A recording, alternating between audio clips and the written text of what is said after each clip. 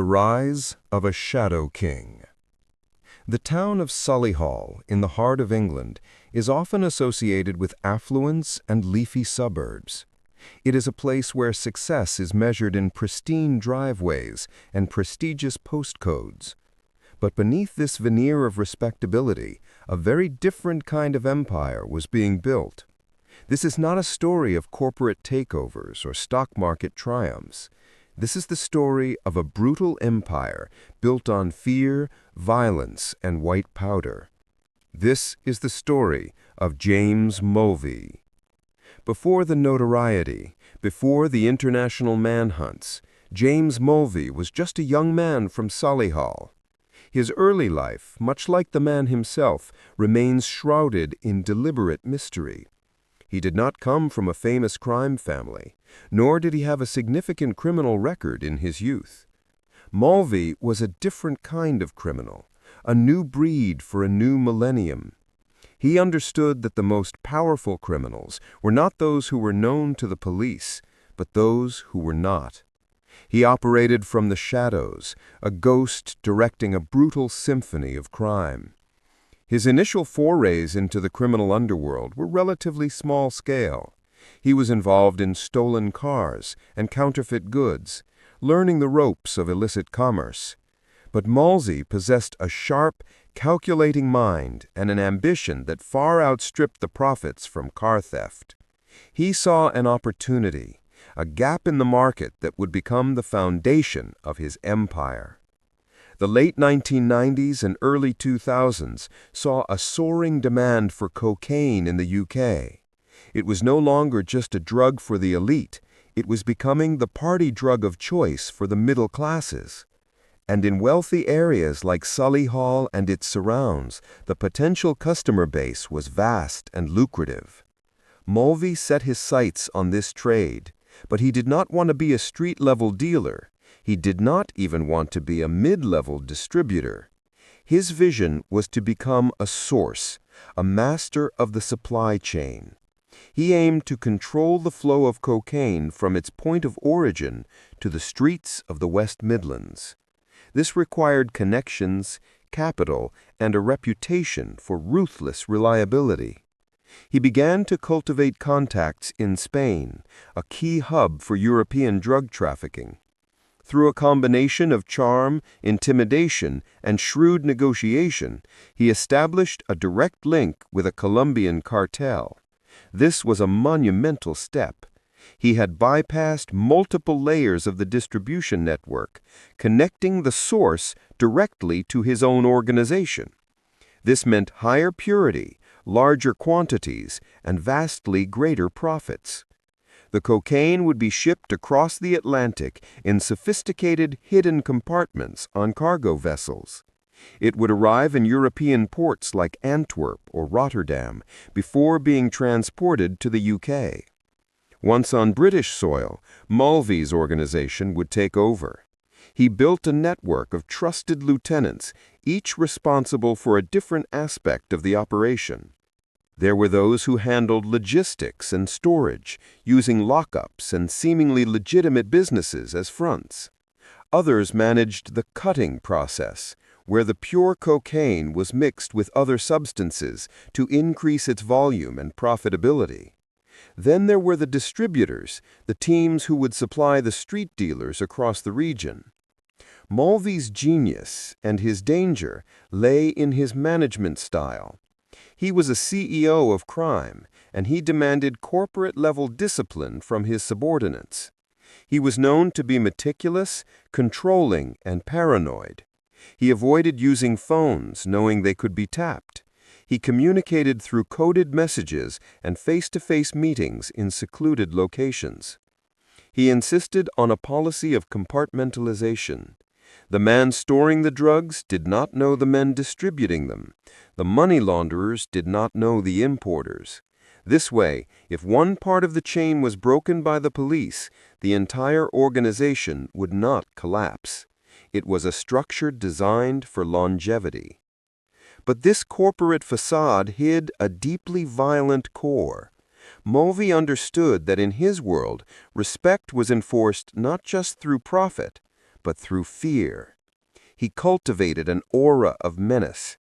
Stories began to circulate about his temper, his capacity for violence against those who crossed him. He was not a flashy gangster, flaunting his wealth in nightclubs. He was a quiet, family man who lived in a nice house, a man whose power was invisible until you found yourself on the wrong side of it. And that power was growing exponentially. At the height of his operation, it is estimated that Mulvey's network was importing hundreds of kilos of cocaine at a time. The street value of a single shipment could run into tens of millions of pounds. He was washing this money through a web of businesses, from property to car sales, embedding his illicit wealth into the legitimate economy. He had become the Shadow King of Solihull, a multi-millionaire criminal mastermind operating from the comfort of his suburban home.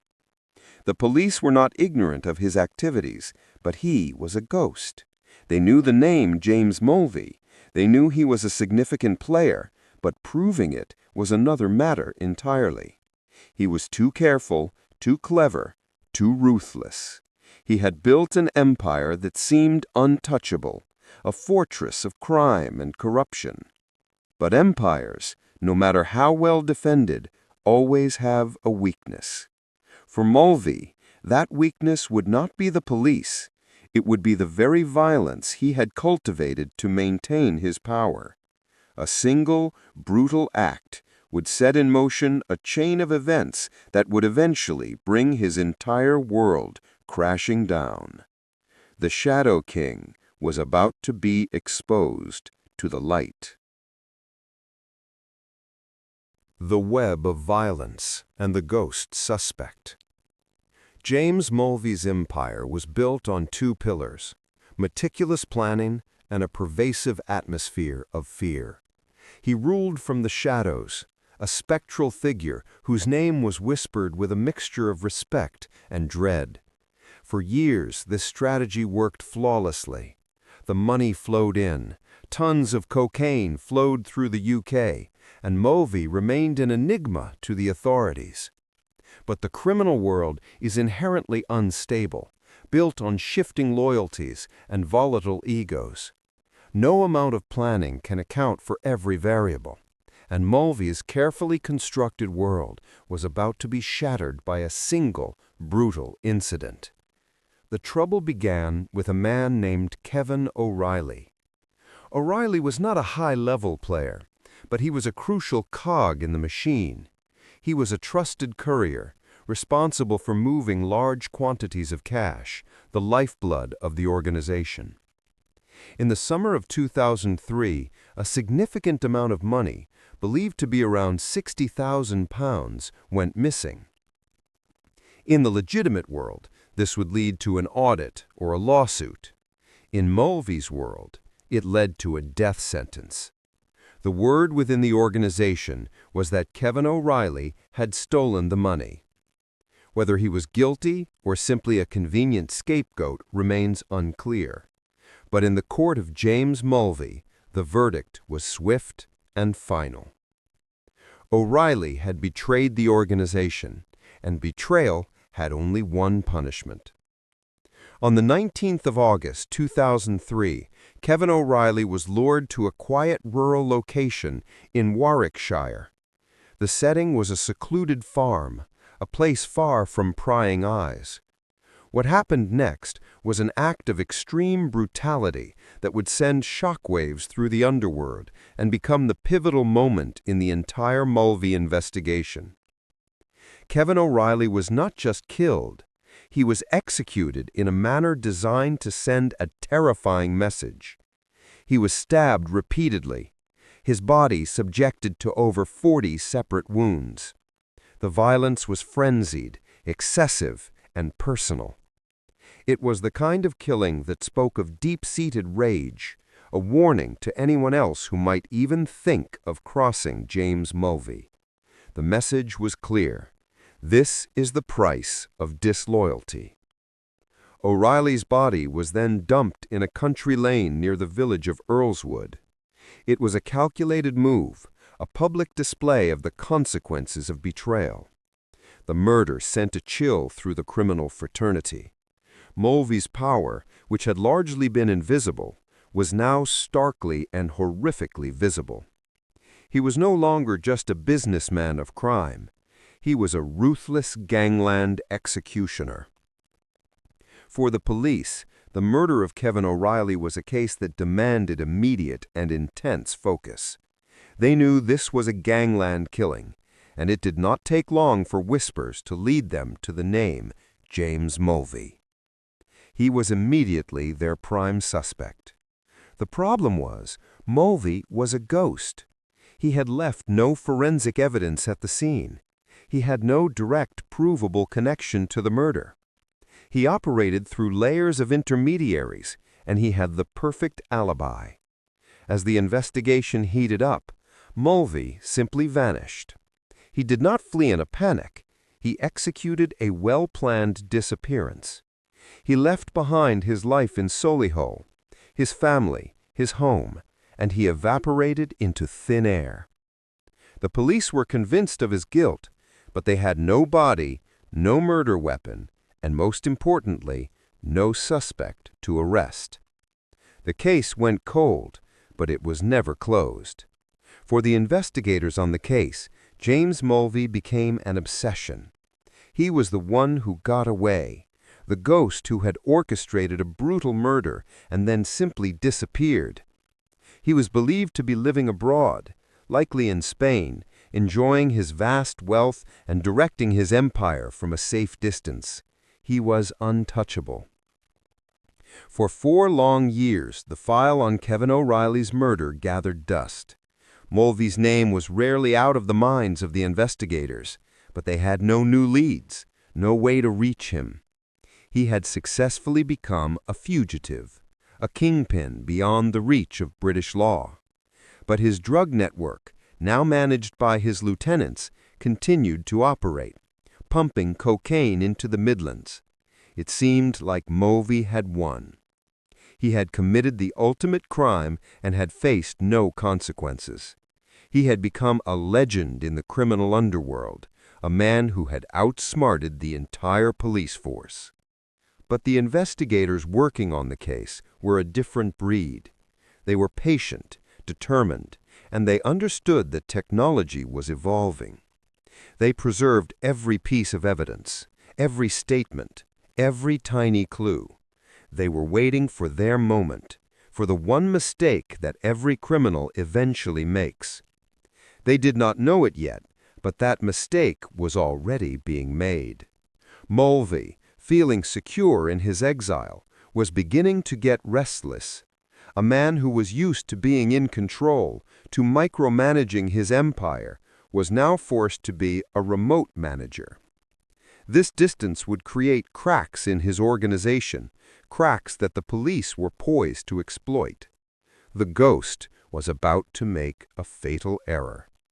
The hunt for James Mulvey was about to enter a new, international phase, one that would leverage the very technology he had always feared. The Ghost in the Machine and the International Hunt. For 4 years, James Mulvey was a specter. He was a name in a cold case file, a face on a wanted poster, a dangerous memory for the police in the West Midlands. He had achieved the ultimate goal for a fugitive. He had ceased to exist in the world he left behind. While his network continued to function, the man himself was living a life of luxury in exile, believed to be in the sunny coastal regions of Spain, a country with a long and complicated history of hosting British criminals. He had money, security, and freedom. But for a control freak like Mulvey, this exile was also a prison. He was disconnected from the day-to-day operations of his empire. He had to rely on lieutenants who were now operating with a level of autonomy they had never known. This lack of direct control would inevitably lead to mistakes. Back in the UK, The investigation into Kevin O'Reilly's murder had never truly closed. The detectives assigned to the case were like bloodhounds, and the scent of Mulvey was still fresh in their minds. They knew he was out there, and they knew he was still directing his criminal enterprise. The breakthrough they so desperately needed would not come from a traditional informant or lucky break on the streets. It would come from the world of technology, a realm Mulvey always feared, but perhaps had grown complacent about in his sun-drenched hideaway. The key was communication. To run a multinational drug trafficking organization from another country, Mulvey had to be in constant contact with his team in the UK. He could no longer rely solely on face-to-face meetings or couriers. He needed instant, reliable communication. This led him to make his first critical mistake. He began to use a mobile phone. But this was not just any mobile phone. It was a sophisticated, encrypted device, part of a network used exclusively by high-level criminals. He believed this technology made him untraceable, a ghost in the machine. What he did not realize was that law enforcement agencies across Europe were already working to infiltrate these very networks. In a massive, coordinated international operation, police forces, including the UK's National Crime Agency, had managed to compromise the encryption of this specific communication network. They could now monitor the messages and calls of some of Europe's most wanted criminals. It was a digital goldmine. Among the thousands of users on this network, one particular identifier began to draw the attention of the investigators. The user was cautious, never using names, but the content of the messages was revealing. They discussed logistics, shipments, money laundering, and personnel issues within a drug distribution network operating in the West Midlands. The language was coded, but the patterns were unmistakable to an experienced investigator. The police started to piece together the identity of the user. The operational style, the specific references to areas in Solihull and Birmingham, and the sheer scale of the deals being discussed all pointed to one man, James Mulvey. This was the breakthrough they had been waiting for. They had a direct line into the inner sanctum of his organization. They could watch in real time as he gave orders, solved problems, and managed his multi-million-pound business. For months, they monitored the communications, building a vast and detailed picture of his operation. They identified his key lieutenants, his storage locations, his money-moving routes, and his international contacts. They were building an ironclad case, not just for the murder of Kevin O'Reilly, but for running a massive organized crime group. But knowing he was using a phone and finding his physical location were two different challenges. The encrypted network was designed to hide user locations. Mulvey was still a ghost, albeit a ghost they could now hear. The international manhunt intensified. British police worked closely with Europol and the Spanish authorities. They used every technical and human intelligence resource available to triangulate the signal from that encrypted phone. It was a painstaking process, like searching for a single specific star in a vast galaxy. Then they got their second break. Through a combination of the encrypted messages and traditional surveillance on his associates in the UK, they pieced together a critical piece of information. Mulvey was planning to move. He was feeling the pressure, perhaps sensing that the walls were closing in, even from thousands of miles away. The messages indicated he was preparing to leave Spain for a new bolt hole, possibly in Thailand or another country with a less rigorous extradition treaty. The police knew they had to act fast. If he disappeared again into another part of the world, he could be lost for another decade or forever. The Spanish authorities, armed with intelligence from the UK, launched their own surveillance operation. They focused on areas known to be popular with British expats and criminals. And then they found him. The ghost had been given a body and a location. James Mulvey was living in a luxurious villa in a quiet, exclusive urbanization on the Costa Blanca. He was living under an assumed name, but there was no doubt it was him. After years on the run, the most wanted man in the West Midlands was finally in their sights. The net was ready to be thrown. The patient, years-long hunt was about to reach its dramatic conclusion on a sunny Spanish street.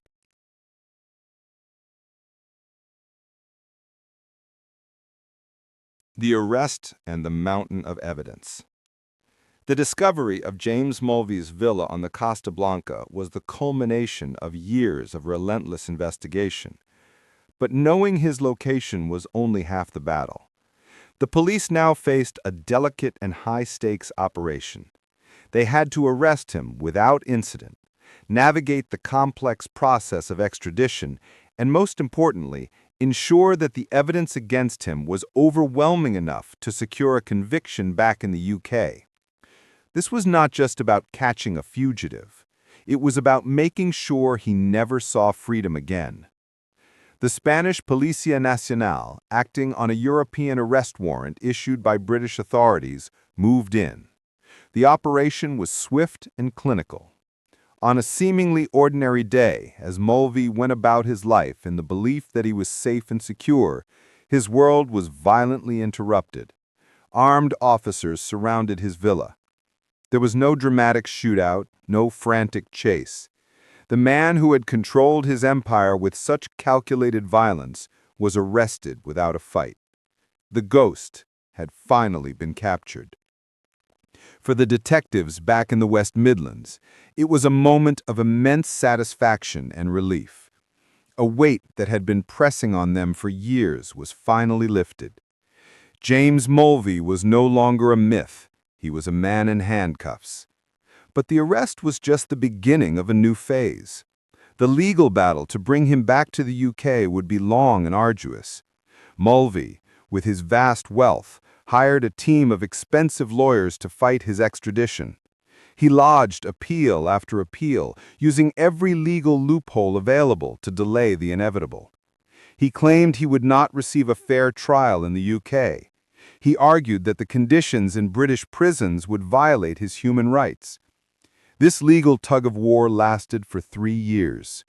3 years during which Mulvey remained in a Spanish prison, still fighting, still trying to manipulate the system that had finally caught up with him.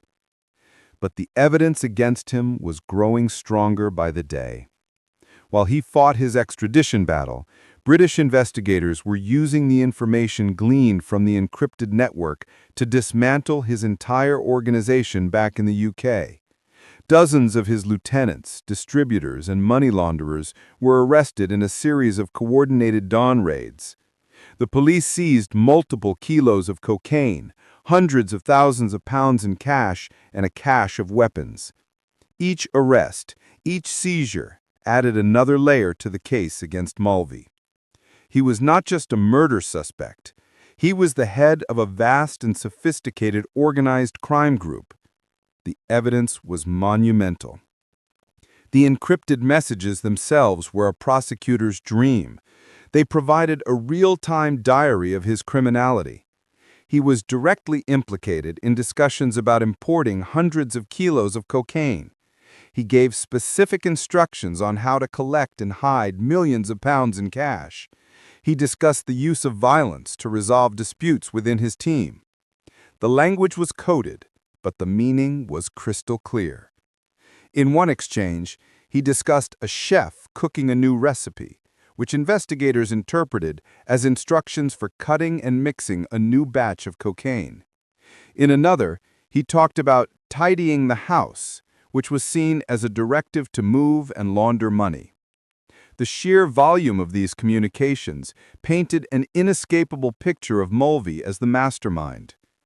Alongside the digital evidence, the police had gathered forensic evidence, financial records, and witness statements that all pointed back to him. The case file was immense. Finally, after 3 years of legal wrangling, the Spanish courts exhausted all appeals. James Mulvey had lost his fight. He was to be extradited to the United Kingdom to face justice. The image of him being escorted onto a plane by British police officers was a powerful symbol. The kingpin who had ruled from the shadows, who had evaded capture for so long, was now being brought back to the country he had terrorized to answer for his crimes. He arrived at a British airport, handcuffed and surrounded by officers, a far cry from the powerful, untouchable figure he had once been. He was processed and taken to a prison cell to await trial. The stage was now set for one of the most significant criminal trials in the region's history. The prosecution was armed with a mountain of evidence. The defense was prepared for a fierce battle. James Mulvey was facing charges of murder and directing a criminal empire. The fight for his life was about to begin. The Trial and the Legacy. James Mulvey's return to the UK was not a homecoming. It was a reckoning. He was taken to a high-security prison, a world away from his luxurious villa in Spain, to await his trial at Birmingham Crown Court. The stage was set for a legal battle that would finally expose the full extent of his brutal empire to the public eye. The prosecution's case was overwhelming, a meticulously constructed edifice of evidence designed to leave no room for doubt. They presented a narrative of a man so consumed by greed and power that he would order a barbaric murder to protect his profits and then flee, believing himself to be above the law. The centerpiece of the case was, of course, the murder of Kevin O'Reilly. The jury was presented with the grim details of the killing, the 40-plus stab wounds, the secluded location, the calculated dumping of the body. They heard how Mulvey had become the prime suspect and then had vanished, an act the prosecution argued was a clear admission of guilt. But the murder charge was only one part of the story. The prosecution then laid out the vast tapestry of his drug empire. They presented the encrypted messages, which were read aloud in the sterile courtroom air. The coded language about chefs and recipes and tidying the house was decoded for the jury, revealing the cold, businesslike discussions of a man managing a multi-million-pound narcotics operation. Financial experts took the stand, tracing a complex web of money laundering through seemingly legitimate businesses. They showed how cash from the streets of Solihull was transformed into clean money, funding Mulvey's lavish lifestyle and insulating him from detection.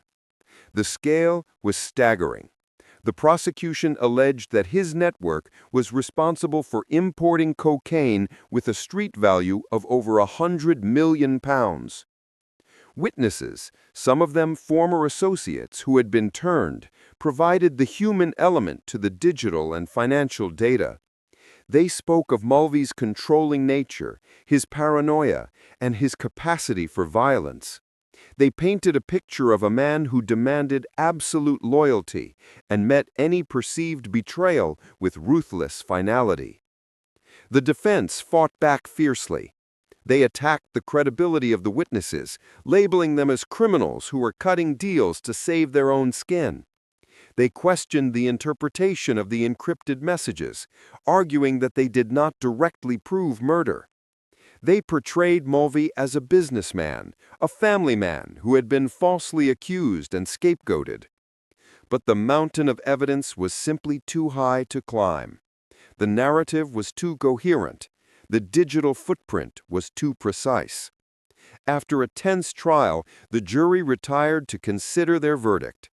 The deliberation was not a long one. The evidence had been too compelling. James Mulvey was found guilty on all counts. He was convicted of the murder of Kevin O'Reilly. He was convicted of conspiracy to supply vast quantities of cocaine. He was convicted of concealing, converting, and transferring criminal property. The judge, Mr. Justice William Davis, addressed the courtroom before passing sentence. He described Mulvey as the head of a massive and sophisticated organization, and his crime as a contract killing designed to maintain his position. He spoke of the grotesque violence inflicted upon Kevin O'Reilly. Then he delivered the sentence. For the murder of Kevin O'Reilly, James Mulvey was sentenced to life imprisonment with a minimum term of 30 years before any possibility of parole. For the drug conspiracy and money laundering charges, he received a further 14 years to run concurrently, but symbolically reinforcing the scale of his crimes. James Mulvey, the Shadow King of Solihull, was going to spend the next 30 years in a prison cell. The sentence was one of the longest ever handed down for a single murder in British legal history, a reflection of the sheer scale and brutality of his criminal enterprise. The legacy of James Mulvey is a dark one. His story is a stark reminder that organized crime is not confined to the gritty inner cities. It thrives in the shadows of affluent suburbs, corrupting from within. It shows how modern technology empowers both criminals and the law enforcement dedicated to stopping them. The encrypted phone that was his tool became the very instrument of his downfall. For the family of Kevin O'Reilly, the verdict brought a long-delayed sense of justice, though it could never truly erase their pain. For the police, it was the conclusion of one of the most complex and protracted investigations in their history, a testament to relentless perseverance. And for James Mulvey, it was the final, definitive end of his empire. The man who operated from the shadows was finally, permanently, brought into the light and caged. His story serves as a chilling warning.